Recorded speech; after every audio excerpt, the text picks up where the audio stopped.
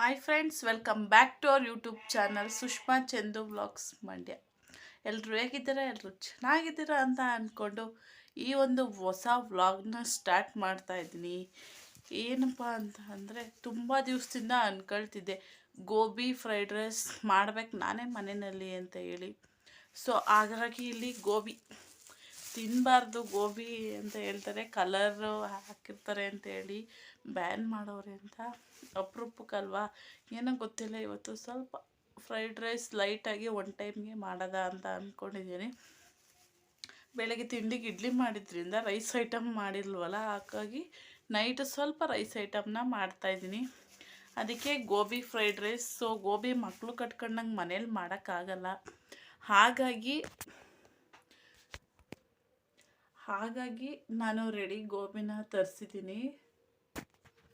So ಅದರಲ್ಲೇ ಈಗ night one ಟೈಮ್ಗೆ ಲೈಟಾಗಿ ನಾವು ಮೂರೇ ಜನ, ಹಾಗೆ ಮಕ್ಕಳು, ಅವ್ರ ಮಕ್ಕಳು ಎಷ್ಟಿಂದ ಒಂದಿಷ್ಟು 3 ಜನಕ್ಕೋಸ್ಕರ. ಸೊ ಲೈಟಾಗಿ ಮಾಡ್ಕೊಳ್ಳೋಣ ಅಂಥೇಳಿ ತರಿಸಿದ್ದೀನಿ. ಹಾಗೆ ನಿಮ್ಮ ಜೊತೆನೂ ಕೂಡ ಶೇರ್ ಮಾಡ್ಕೊತೀನಿ, ಬನ್ನಿ ನೀವು ಕೂಡ. ಹಾಗೆ ನಾನು ಒಂದೆರಡು ಆನ್ಲೈನಲ್ಲಿ ಎರಡು ಐಟಮ್ ತರಿಸಿದೆ. ಸೊ ಅದ್ರ ರಿವ್ಯೂಸ್ನೂ ಕೂಡ ಕೊಡ್ತೀನಿ. ಬನ್ನಿ ಇವತ್ತಿನ ಈ ಒಂದು ವ್ಲಾಗ್ನ ಸ್ಟಾರ್ಟ್ ಮಾಡೋಣ. ಹಾಗೆ ಇಲ್ಲಿ ನಾನು ತುಂಬ ದಿವಸಗಳಿಂದ ಇದೊಂದು ರೆಸಿಪಿನ ಮನೆಯಲ್ಲೇ ಮಾಡಬೇಕು ಅಂತಿದ್ದೆ, ಆದರೆ ಗೋಬಿನೂ ಕೂಡ ಮಾಡಬೇಕು ಅಂತ ಇದ್ದೆ, ಆದರೆ ತುಂಬ ಪ್ರೋಸೆಸ್ ಇರುತ್ತೆ. ಹಾಗಾಗಿ ನಾನು ರೆಡಿ ಗೋಬಿನೇ ತರಿಸಿದೆ. ಸೊ ನಾವು ಗೋಬಿನ ಯೂಶ್ವಲಾಗಿ ತಿನ್ನುವಂಥದ್ದು 6 ತಿಂಗಳಿಗೋ ವರ್ಷಕ್ಕೋ 1 ಸಲ 2 ಸಲ ತಿನ್ಬೋದೇನೋ ಅಷ್ಟೇ. ಸೊ ಜಾಸ್ತಿ ಕೂಡ ತಿನ್ನಲ್ಲ, ಮಕ್ಕಳೂ ಇಷ್ಟಪಡಲ್ಲ, ಹಾಗೆ ನಮಗೂ ಕೂಡ ಅದು ಇಷ್ಟ ಆಗಲ್ಲ. ಅದೇನೋ ಗೊತ್ತಿಲ್ಲ, ಅವತ್ತು ಸ್ವಲ್ಪ ಕ್ಲೈಮೇಟ್ ಕೂಡ ಚೇಂಜ್ ಇದ್ದಿದ್ದರಿಂದ ನಮಗೂ ಕೂಡ ಅಷ್ಟು ಏನಾದರೂ ಕ್ರಿಸ್ಪಿಯಾಗಿ ತಿನ್ನಬೇಕಂತ ಅನ್ನಿಸ್ತಿತ್ತು, ಸ್ವಲ್ಪ ಸ್ಪೈಸಿಯಾಗಿ. ಹಾಗಾಗಿ ತರಿಸ್ದೆ. ಇಲ್ಲಿ ಗೋಬಿ ಚೆನ್ನಾಗಿ ಮಾಡ್ತಾರೆ ಊರಿನಲ್ಲಿ, ಹಾಗಾಗಿ ಗೋಬಿ ಫ್ರೈಡ್ ರೈಸ್ ಮಾಡೋಣ ಇವತ್ತು ಸಿಂಪಲಾಗಿ ಅಂತ ಹೇಳಿ ತರಿಸಿದೆ. ಇಲ್ಲಿ ಫಸ್ಟ್ ನಾನು ಸಿಂಪಲ್ ತರಕಾರಿಗಳನ್ನೂ ಕೂಡ ಅಷ್ಟೇ, ನಾವು 3 ಜನಕ್ಕೆ ಮಾಡ್ತಿರೋದ್ರಿಂದ ಸ್ವಲ್ಪ ಕಡಿಮೆನೇ ಅಷ್ಟೇ. ಅರ್ಧ ತರಕಾರಿ ತೊಗೊಂಡಿದ್ದೀನಿ. 1 ಈರುಳ್ಳಿ ಮೀಡಿಯಮ್ ಸೈಜ್ದು, ಅದನ್ನು ಫಸ್ಟು ನಾನು ಇಲ್ಲಿ ಇನ್ನೊಂದು ಏನಪ್ಪ ಹೇಳ್ಬೇಕಂತಂದರೆ, ಸೊ ನೀವು ಎಲ್ಲ ಐಟಮ್ ಫ್ರೈ ಮಾಡೋದನ್ನೆಲ್ಲ ಹೈ ಫ್ಲೇಮಲ್ಲೇ ಇಟ್ಕೊಂಡು ಫ್ರೈ ಮಾಡ್ಕೊಳ್ಳಿ.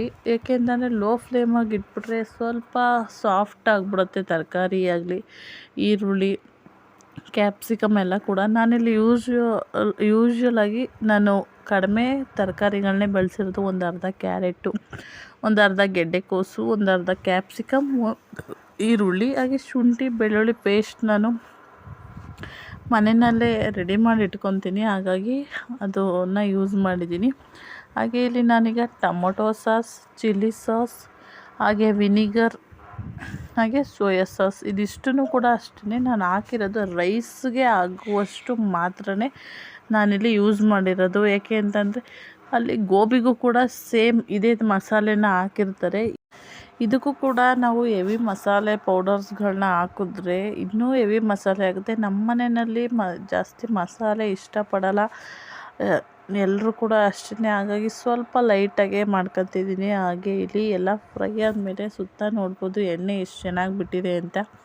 ಅದಕ್ಕೆ ಗೋಬಿನ ಹಾಕಿ 2 ನಿಮಿಷ ಆ ತರಕಾರಿ ಜೊತೆಗೆ ಒಂದೆರಡು ನಿಮಿಷ ಮಿಕ್ಸ್ ಮಾಡಿಕೊಂಡು, ಹಾಗೆ ನಾನಿಲ್ಲಿ ರೈಸ್ನ ಹಾಕಿ ನಮ್ಗೆ ಎಷ್ಟು ಕ್ವಾಂಟಿಟಿ ನಾವು ಮಾಡ್ಕೊತಿದ್ದೀವಿ ಹಾಕೊಳ್ಳಿ. ನಿಮಗೆ ಜಾಸ್ತಿ ಮಸಾಲೆ ಬೇಕು ಅಂತ ಅಂದರೆ ಕಡಿಮೆ ರೈಸ್ನ ಬಳಸಿ, ಮಸಾಲೆ ಆಗುತ್ತೆ. ಇಲ್ಲ ನಮಗೆ ಲೈಟಾಗಿ ಮಸಾಲೆ ಲೈಟಾಗಿರಬೇಕು, ಮಸಾಲೆ ಜಾಸ್ತಿ ಬೇಡ ಅನ್ನೋದಾದರೆ ನೀವು ರೈಸ್ನ ಜಾಸ್ತಿ ಹಾಕೊಂಡು ಮಾಡ್ಕೊಳ್ಳಿ. ಸೊ ನಮ್ಮ ಮನೆಯಲ್ಲಿ ಮಸಾಲೆ ನಮ್ಗೆ ಇಷ್ಟ ಆಗಲ್ಲ, ಹಾಗಾಗಿ ಸೊ ಲೈಟಾಗೆ ಹಾಕೊಂಡಿದ್ದೀನಿ. ಆದರೆ ನಾನಿಲ್ಲಿ ಯೂಸ್ ಮಾಡಿರೋದು 2 ಪೌಡರು, ಒಂದು ಪೆಪ್ಪರ್ ಪೌಡರ್, ಹಾಗೆ ಒಂದು ಜೀರಿಗೆ ಪೌಡರ್, ಇವೆರಡೇ ಅಷ್ಟೇ ನಾನು ಎಕ್ಸ್ಟ್ರಾ ಯೂಸ್ ಮಾಡಿರೋದು. ಇನ್ಯಾವುದೇ ರೀತಿಯಾದಂಥ ಪೌಡರ್ಸ್ಗಳನ್ನೂ ಕೂಡ ಯೂಸ್ ಮಾಡಿಲ್ಲ ನಾನು. ಹಾಗೆ ಇಲ್ಲಿ ಬ್ಯಾಕ್ಗ್ರೌಂಡಲ್ಲಿ ಒಂದು ಸೌಂಡ್ ಬರ್ಬೋದು, ಏನಪ್ಪ ಅಂತ ಅಂದರೆ ನನ್ನ ಮಗ ಮಲಗಿದ್ದಾನೆ. ಸೊ ರೂಮಲ್ಲಿ ಫ್ಯಾನ್ನ ಸೌಂಡ್, ಅದು ರೂಮಲ್ಲಿ ವಾಯ್ಸ್ ಓವರ್ ಕೊಡ್ತಿದ್ದೆ, ಹಾಗಾಗಿ ಫ್ಯಾನ್ ಸೌಂಡು ಆಗುತ್ತೆ. ಹಾಗೆ ಲಾಸ್ಟಲ್ಲಿ ಕೊತ್ತಂಬರಿ ಸೊಪ್ಪು ಹಾಕಿ ಟೇಸ್ಟನ್ನು ಚೆಕ್ ಮಾಡ್ಕೊಳ್ಳಿ. ನಿಮ್ಗೆ ಇನ್ನೂ ಸ್ವಲ್ಪ ಉಳಿಬೇಕು ಅನ್ನೋದಿದ್ದರೆ ನೀವು ನಿಂಬೆಹಣ್ಣನ್ನು ಕೂಡ ಆ್ಯಡ್ ಮಾಡ್ಕೊಬೋದು. ನಮ್ಮ ಮನೆಯಲ್ಲಿ ಜಾಸ್ತಿ ಹುಳಿ ಇಷ್ಟಪಡಲ್ಲ ಯೂಶ್ವಲಾಗಿ, ಹಾಗಾಗಿ ನಾನು ಸ್ವಲ್ಪ ಲೈಟಾಗೇ ಹಾಕ್ಕೊಂಡಿದ್ದೀನಿ. ನಿಮಗೆ ಹೇಗೆ ಬೇಕೋ ನಿಮ್ಮ ಮನೆ ತಕ್ಕನಾಗಿ ಸ್ವಲ್ಪ ಖಾರ ಬೇಕಾ, ನಮ್ಮ ಮನೆಯಲ್ಲಿ ಖಾರ ಕೂಡ ಅಷ್ಟೇ ಆದಷ್ಟು ಸ್ವಲ್ಪ ಮೀಡಿಯಮ್ಮಾಗೆ, ಅಷ್ಟೊಂದು ಹೆವಿ ಖಾರ ತಿನ್ನಲ್ಲ. ಹಾಗಾಗಿ ಲೈಟಾಗಿ ನಾನು ಮಕ್ಕಳನ್ನು ಕೂಡ ಅದನ್ನೇ ತಿನ್ನಿಸೋದ್ರಿಂದ ನಾನು ಜಾಸ್ತಿ ಖಾರ ಹಾಕಲ್ಲ. ಯೂಶ್ವಲಾಗಿ ನಮ್ಮ ಅಡುಗೆಗಳೆಲ್ಲ ಹಾಗೇ ಇರುತ್ತೆ. ಅಥವಾ ಏನಾದರೂ ಬೇರೆ ಅವ್ರಿಗೆ ಬೇರೆ ಆಪ್ಷನ್ ಇದ್ದರೆ ನಾನು ಖಾರ ಹಾಕ್ಬಿಟ್ಟು ಸ್ವಲ್ಪ ಜಾಸ್ತಿ ಖಾರ ಹಾಕಿ ಮಾಡ್ತೀನಿ ಅಷ್ಟೇ. ಸೊ ನೀವು ಕೂಡ ಟ್ರೈ ಮಾಡಿ, ತುಂಬ ಚೆನ್ನಾಗಿ ಬಂದಿತ್ತು. ಹಾಗೆ ನಂಗೆ ವಾಯ್ಸ್ ಓವರ್ ಕೊಡಬೇಕಾದ್ರೂ ಅಷ್ಟೇ ನನಗೆ ಬಾಯಲ್ಲಿ ನೀರು ಬರ್ತಿತ್ತು, ಇನ್ನೊಂದು ಸಲ ಮಾಡ್ಕೊಂಡು ತಿನ್ನಬೇಕು ಅಂತ. ಹಾಗೆ ಸೋಮವಾರ ಸಂಜೆ ನಮ್ಮೂರಿನ ಪಕ್ಕದಲ್ಲೇ ಇರುವಂಥದ್ದು ಹುಚ್ಚಪ್ಪನ ದೇವಸ್ಥಾನ ಅಂತ. ಸೊ ಈಗಂತೂ ತುಂಬ ಚೆನ್ನಾಗಿ ಮಾಡಿದ್ದಾರೆ. ನನ್ನ 2ನೇ ಮಗ ನಾನು ಹೊಟ್ಟೆ ಒಳಗಿದ್ದಾಗ, ಸೊ ಪ್ರೆಗ್ನೆಂಟ್ ಇದ್ದಾಗ ನಾನು ಆ ದೇವಸ್ಥಾನಕ್ಕೆ ಬಂದಿದ್ದು. ಆಗ ಏನೂ ರೆಡಿ ಮಾಡಿರಲಿಲ್ಲ. ಈಗಂತೂ ಕೆಳಗಡೆ ಎಲ್ಲ ಪಾರ್ಕಿಂಗ್ ಕಲ್ಲುಗಳಾಕಿ ಪೇಂಟ್ ಮಾಡಿ ಎಲ್ಲ ತುಂಬ ಚೆನ್ನಾಗಿ ಈಗ ದೇವಸ್ಥಾನನ ಚೆನ್ನಾಗಿ ಮಾಡವ್ರೆ. ಹಾಗೆ ಚೆನ್ನಾಗಿ ಮೇಂಟೆನೆನ್ಸ್ ಕೂಡ ಮಾಡವ್ರೆ. ಮುಂದೆ ಈ ಥರ ಬಸವ ಅಂದರೆ ಶಿವ ದೇವರು ಇರೋದು ಇಲ್ಲಿ ಲಿಂಗ. ಹಾಗಾಗಿ ಶಿವ ಎಲ್ಲಿರುತ್ತೋ ಶಿವಮೂರ್ತಿ ಅದ್ರ ಮುಂದೆ ಬಸವ ಇದ್ದೇ ಇರುತ್ತೆ. ಹಾಗೆ ಮೇಲೆ ಗೋಪುರ ಕೂಡ ಇರುತ್ತೆ, ಅಲ್ಲೂ ಕೂಡ ಅಷ್ಟೇ ಶಿವನಿಗೆ ಸಂಬಂಧಪಟ್ಟಿರೋ ಥರ ಶಿವನ ಅವತಾರಗಳದ್ದು ವಿಗ್ರಹಗಳು, ಹಾಗೆ ಬಸವಂದು ಇರೋ ಥರ ವಿಗ್ರಹಗಳನ್ನು ಅಲ್ಲಿ ಮಾಡಿದ್ದಾರೆ. ಸೊ ಗ್ರೌಂಡ್ ಅಂತೂ ತುಂಬ ಚೆನ್ನಾಗೈತೆ ಇಲ್ಲಿ. ಹಾಗೆ ಇದು ಒಳಗಡೆ ಚಿಕ್ಕ ದೇವಸ್ಥಾನ, ಒಂದು ಚಿಕ್ಕ ವಿಗ್ರಹ ಅಷ್ಟೇ, ನೆಲದಲ್ಲಿನೇ ಕಲ್ಲು ಮೂಡಿರುವಂಥದ್ದು. ನಾನು ನನ್ನ ಗಂಡನಿಗೆ ಕೇಳಿದೆ ಇದು ಹೆಂಗೆ ಬಂತು ಇಲ್ಲಿ ಹುಚ್ಚಪ್ಪನ ದೇವಸ್ಥಾನ ಅಂತ. ಆದರೆ ಅವ್ರಿಗೂ ಗೊತ್ತಿಲ್ಲ, ಸರಿಯಾಗಿ ಹೇಳಲಿಲ್ಲ. ನನಗೂ ಕೂಡ ಅದ್ರ ಬಗ್ಗೆ ಗೊತ್ತಿಲ್ಲ ನನಗೂ. ಆದರೆ ತುಂಬ ಪವರ್ಫುಲ್ಲು. ಒಂದು ಏನಪ್ಪ ಅಂದರೆ ನನ್ನ ಮಗನಿಗೆ ಹುಲ್ಲುಗ್ರು ಆಗಿಬಿಟ್ಟಿತ್ತು ಕೈಯಲ್ಲಿ. ಅಲ್ಲಿ ಹೇಳಿದ್ರು ನಮಗೆ ಇಲ್ಲಿ ಹುಚ್ಚಪ್ಪನ ದೇವಸ್ಥಾನಕ್ಕೆ 3 ವಾರ ಹೋಗಿ ಉಪ್ಪು ಹರಕೆನೇ ಇಲ್ಲಿ ಜಾಸ್ತಿ ಕೊಡೋದು. ಹಾಗೆ ಇಲ್ಲಿ ಬೆಲ್ದನ ಮಾಡ್ತಾರೆ, ಆ ಬೆಲ್ದನಕ್ಕೂ ಕೂಡ ಉಪ್ಪು ಹಾಕಿರ್ತಾರೆ. ಅದು ಒಂದು ಕಡೆ ಒಂಥರ ಉಪ್ಪು ಸ್ವೀಟು ಎಲ್ಲ ಮಿಕ್ಸು ಇರುತ್ತೆ ಇಲ್ಲಿ ಬೆಲ್ದನ. ಆ ರೀತಿ ಇರುತ್ತೆ. ದೇವ್ರ ಪ್ರಸಾದ ಅಂತ ಒಂದು ಸ್ವಲ್ಪ ತಿಂತೀವಿ ಅಷ್ಟೇ. ಹಾಗೆ ಅವನಿಗೆ ಹುಲ್ಲುಗ್ರು ಇರುತ್ತೆ. ಇಲ್ಲಿ 3 ವಾರ ಹೋಗಿ ಉಪ್ಪನ್ನ ಕೊಡಿ, ಅದು ಹುಲ್ಲುಗ್ರು ಬೀಳುತ್ತೆ ಅಂತ ಹೇಳ್ತಾರೆ. ನಿಜವಾಗ್ಲೂ ಸೀರಿಯಸ್ ಆಗಿ ಇವನಿಗೇನೆ ನಾವು 1 ವಾರ ಹೋಗಿ ಉಪ್ಪು ಕೊಟ್ಟು ಪೂಜೆ ಮಾಡಿಸ್ಕೊಂಡು ಬಂದ್ವಿ. ಮತ್ತೆ ಇನ್ನೂ ನೆಕ್ಸ್ಟ್ ವಾರ ಹೋಗೋ ದಿವಸನೇ ಕೂಡ ಅದು ಹುಲ್ಲುಗ್ರು ಅದಾಗದೇ ಬಿದ್ದೋಯ್ತು. ನಾವು ಯಾವುದೇ ರೀತಿ ಏನು ಮಾಡಿಲ್ಲ. ನಿಜ ಆವಾಗ ನನಗೂ ಕೂಡ ಅನಿಸಿದ್ದು, ಸೊ ತುಂಬ ಪವರ್ಫುಲ್ ದೇವರು ಅಂತ ನಾವು ಅಂದ್ಕೊಂಡು ಬಂದಿದ್ವಿ. ಈ 3 ವಾರದಲ್ಲಿ ಅದು ಹುಲ್ಲುಗ್ರು ಆದಷ್ಟು ಬೇಗ ಬಿದ್ದೋಗ್ಬಿಡ್ಲಿ ಅಂತ.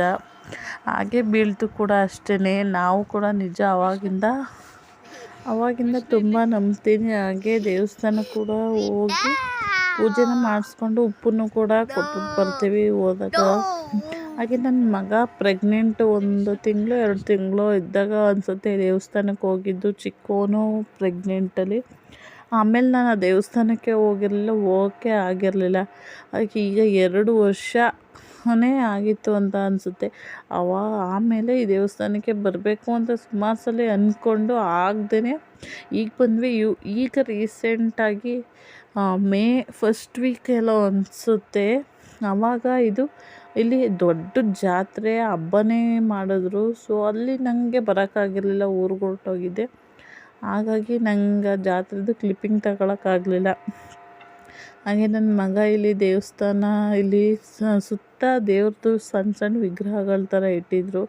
ಸೊ ಅಲ್ಲಿ ನಮಸ್ಕಾರ ಮಾಡ್ಕೊಳ್ಳೋದು, ಅವನು ನಮ್ಮನ್ನೆಲ್ಲ ನೋಡೋನೆ ನಮಸ್ಕಾರ ಮಾಡ್ಕೊಂಡು ನಾವು ಹಿಂಗೆ ಎದೆಗೆ ಸಣ್ಣ ಮಾಡ್ಕೊಳ್ಳೋದನ್ನು. ಸೊ ಹಾಗಾಗಿ ಅವನು ಕೂಡ ಅಷ್ಟೇ ನೋಡ್ಕೊಂಡಿದ್ದು, ಅವನು ಹೊಟ್ಟೆಗೆ ಚೆನ್ನಾಗಿ ಕ್ಯೂಟಾಗಿ ಸಣ್ಣ ಮಾಡ್ಕೊತಿದ್ದ. ಅದನ್ನೇ ನೋಡ್ಕೊಂಡು ಬರ್ತಾಯಿದ್ವಿ. ಎಲ್ಲನೂ ಮುಟ್ಟಿ ಸಣ್ಣ ಮಾಡ್ಕೊತಿದ್ದ ಎಷ್ಟು ಚೆನ್ನಾಗಿ ಅಂತ. ಮತ್ತು ಹೆಂಗಪ್ಪ ಸಣ್ಣ ಮಾಡ್ಕೊಳ್ಳೋದು, ಮಾಮಿಗೆ ಮಾಡಪ್ಪ ಅಂತಂದರೆ ಸಾಕು, ಅಡ್ಬೀಳಪ್ಪ ಅಂದರೆ ಅಡ್ಬೀಳ್ತಾನೆ, ನಮಸ್ಕಾರ ಮಾಡು ಅಂತಂದರೆ ಮಾಡ್ಕೊತಾನೆ. ಎಲ್ಲ ಪ್ರತಿಯೊಂದು ಕೂಡ ಅಷ್ಟೇ ಚೆನ್ನಾಗಿ. ಚಿಕ್ಕ ವಯಸ್ಸಾದ್ರೆ ಮಕ್ಕಳು ನಮ್ಮನ್ನು ನೋಡಿ ಎಷ್ಟು ನಮ್ಮನ್ನೇ ಕಾಪಿ ಮಾಡ್ತವೆ ಅಂತ ಅಂದ್ಕೊಬೋದು. ನಾವು ಹೆಂಗೆ ಹೋಗ್ತೀವೋ ಹಂಗೆ ಬರ್ತಾನೆ ಅವನು ಕೂಡ ಅಷ್ಟೇ. ಅಷ್ಟು ಕ್ಲೆವರಾಗಿ ಅವನೇ ಮಾತ್ರ ಅವನು. ಹಾಗೆ ಎಲ್ಲರನ್ನೂ ಕೂಡ ಮಾತಾಡ್ಸೋದು ಕೂಡ ಅಷ್ಟೇ, ಅಲ್ಲೂ ದೇವಸ್ಥಾನದಲ್ಲೂ ವಯಸ್ಸಾದವ್ರನ್ನ ತಾತ ಅಂತ ಕರಿತಾನೆ, ಸ್ವಲ್ಪ ಹೆಂಗಾಗಿರೋರನ್ನ ಮಾಮ ಅಂತ ಹೇಳಿ ಕರಿತಾನೆ. ಹಾಗೆ ಹುಡುಗರುಗಳನ್ನ ನೋಡಿದ್ರೆ ಅಣ್ಣ ಅಂತ ಹೇಳಿ ಕರಿತಾನೆ. ಎಲ್ಲ ವಯಸ್ಸು ಅವ್ರಿಗೂ ಹೆಂಗಿರುತ್ತೋ ಅದನ್ನು ನೋಡಿ ಅವನು ಕರಿತಾನೆ. ಹಾಗೆ ನಾನು ಆನ್ಲೈನಲ್ಲಿ ಈ ಒಂದು ಬಾಕ್ಸು ನನ್ನ ಮಗನಿಗೆ ಲಂಚ್ ಬಾಕ್ಸ್ನ ಬುಕ್ ಮಾಡಿದ್ದೆ. ಅಂದರೆ ಅವ್ನಿಗೆ ಈ ಥರ ತಗೊಬೇಕು ಅನ್ನೋದು ನನಗೊಂದು ಆಸೆ ಇತ್ತು. ಹಾಗೆ ಚಿಕ್ಕದ್ರಲ್ಲಿ ತಗೊಂಡು ಅವನು ಯೂಸ್ ಮಾಡೋಕ್ಕೆ ಬರುತ್ತೋ ಇಲ್ವೋ ಅಂತೇಳಿ ತಗೊಂಡಿರಲಿಲ್ಲ.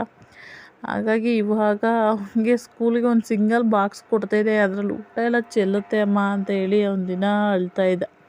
ಹಾಗಾಗಿ ಒಂದು ಆನ್ಲೈನಲ್ಲೇ ಬುಕ್ ಮಾಡಿ ತರಿಸ್ದೆ. ಸೊ ನೋಡೋಕ್ಕೆ ಚಿಕ್ಕ ಅಂತ ಅನ್ನಿಸ್ಬೋದು, ಆದರೆ ತುಂಬ ಊಟನೂ ಕೂಡ ಅಷ್ಟೇ ಅವನಿಗೆ ಸಾಕಾಗುತ್ತೆ. ಅಂದರೆ ಸ್ನ್ಯಾಕ್ಸ್ ಹಾಕ್ತೀನಿ, ಹಾಗೆ ಏನಾದರೂ ನಾವು ಬೆಳಗ್ಗೆ ಟೈಮ್ ತಿಂಡಿ ಏನು ಮಾಡಿರ್ತೀನೋ ಅದನ್ನು ಹಾಕ್ಬಿಟ್ಟು ಕಳಿಸ್ತೀನಿ. ಹಾಗೆ ಇಲ್ಲಿ ಸ್ಪೂನ್ ಕೂಡ ಇಷ್ಟೇ, ನಿಜವಾಗ್ಲೂ ಅದು ಸ್ಟೀಲು ಸಿಲ್ವರ್ ಅನ್ನೋದು ನಂಗೆ ಗೊತ್ತಾಗಲಿಲ್ಲ, ಆದರೆ ಚೆನ್ನಾಗಿದೆ, ಅದು ಗಟ್ಟಿಯಾಗಿದೆ.